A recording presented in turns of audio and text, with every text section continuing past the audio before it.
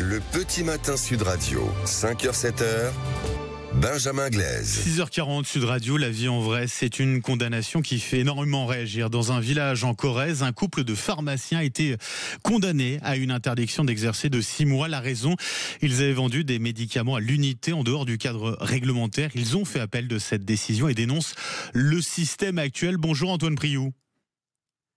Oui, bonjour. Et merci d'être avec nous ce matin sur Sud Radio. Vous êtes donc pharmacien à Sornac, petite commune de Corrèze. Vous et votre compagne, vous avez donc été condamnés, je le disais, par l'ordre des pharmaciens. Qu'est-ce qui vous est reproché précisément, Antoine Priou ? Eh bien, ce qui nous est reproché, c'est qu'on a dispensé des médicaments à l'unité en 2019 concernant une classe médicamenteuse qui s'appelle les corticoïdes, notamment la prénisolone, qui a été en forte tension, donc on était en situation de quasi-pénurie. Et vu que c'est un médicament qu'on prend en général pour des très courtes périodes, il en reste toujours dans la boîte après avoir pris le traitement. Et en général, ça finit soit périmé dans les armoires à pharmacie, soit détruit. Et donc, on s'est dit que dispenser à l'unité un médicament en pénurie était du bon sens pour garantir un accès aux soins sur un territoire qui est déjà assez fragilisé. On est en milieu très rural.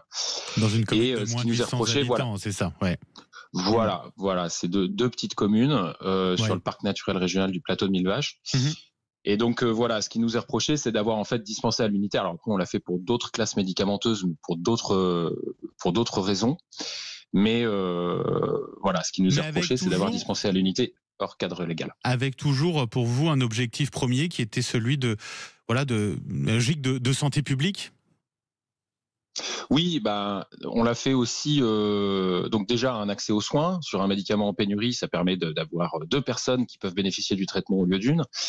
Et ensuite, on l'a fait sur les antibiotiques. Donc là, on est face à un gros problème qui s'appelle l'antibiorésistance, qui va probablement être un des enjeux majeurs du siècle qui vient.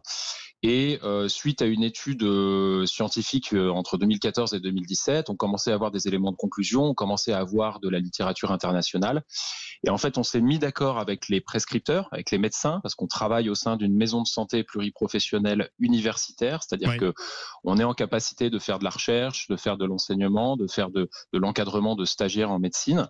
Et donc, dans un cadre de recherche, on a expérimenté la dispensation à l'unité des antibiotiques pour justement lutter contre l'antibiorésistance. Et ça, c'est pas réglementaire ? Alors maintenant, c'est réglementaire, c'est-à-dire que... Parce qu'aujourd'hui, on peut faire de la vente de médicaments à l'unité en France, non ? Alors, pour les antibiotiques et historiquement pour les médicaments qui relèvent du régime des stupéfiants. Mais pour les antibiotiques, c'est tout à fait cadré. Maintenant, dans des situations de pénurie, on peut avoir des décrets qui tombent pour obliger la dispensation à l'unité de certains produits. En début février, il y a eu un décret pour mieux gérer un antidépresseur, un antipsychotique qui s'appelle la kétiapine. Mais pour les antibiotiques, il a fallu attendre 8 ans, en fait, entre le début de l'étude scientifique de l'INSERM jusqu'à la publication en 2020 du décret ministériel, puis en 2022 du décret d'application, pour pouvoir dispenser les antibiotiques à l'unité dans un cadre réglementé, mais non obligatoire. C'est-à-dire qu'il a fallu 8 ans pour mettre en place quelque chose qui finalement a un impact assez faible, parce qu'aujourd'hui, l'assurance maladie nous dit qu'il y a à peu près que 10% des pharmacies qui dispensent à l'unité les antibiotiques. Donc c'est très lent. Et face à des problèmes de santé publique qui, eux, courent, eh bien, on a privilégié une certaine légitimité d'action. Voilà, parce qu'on est responsable, on a fait 6 années d'études.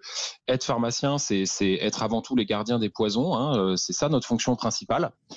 Donc on a considéré que ces actions-là étaient légitimes, bien que non réglementées. Et ce à quoi on appelle aujourd'hui, c'est à des réglementations, en fait. Voilà, profiter de ce moment-là pour faire bouger les choses. Oui, c'est l'occasion de passer ce coup de gueule et de dire voilà, le système actuel ne va pas.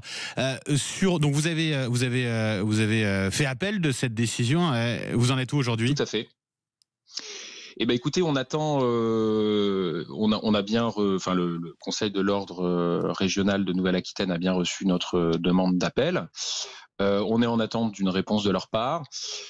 Les appels sont traités. Alors, on a des informations qui sont un peu pas contradictoires, mais on nous dit entre 4 et 2 ans. Voilà, en fonction des sujets. Les procédures d'appel se font au national, à la chambre disciplinaire du Conseil national de l'ordre des pharmaciens. Là, c'est un conseiller d'État qui gère cette chambre disciplinaire et disons qu'il y a un public un petit peu élargi, c'est-à-dire que aujourd'hui, on a été jugé dans un conseil restreint par des pharmaciens d'officine titulaires, donc des pairs, mais au national, on sera jugé. Il y a d'autres représentants, il n'y a pas que des pharmaciens d'officine, et celui qui préside la chambre disciplinaire, c'est un conseiller d'État. Donc ça sort aussi... sur le côté un peu plus administratif, quoi. Voilà. Ok, on va suivre cela. En tout cas, vous aurez l'occasion peut-être de nous prévenir. En tout cas, on prendra de vos nouvelles dans les prochaines semaines, les prochains mois plutôt. Antoine Priou, un grand merci d'avoir été avec nous ce matin sur Sud Radio. Pharmacien donc à Sornac, c'est en Corrèze, condamné pour vente de médicaments à l'unité en dehors du cadre légal. On verra cela, on verra les suites avec vous sur Sud Radio. En tout cas, merci d'avoir été avec nous ce matin.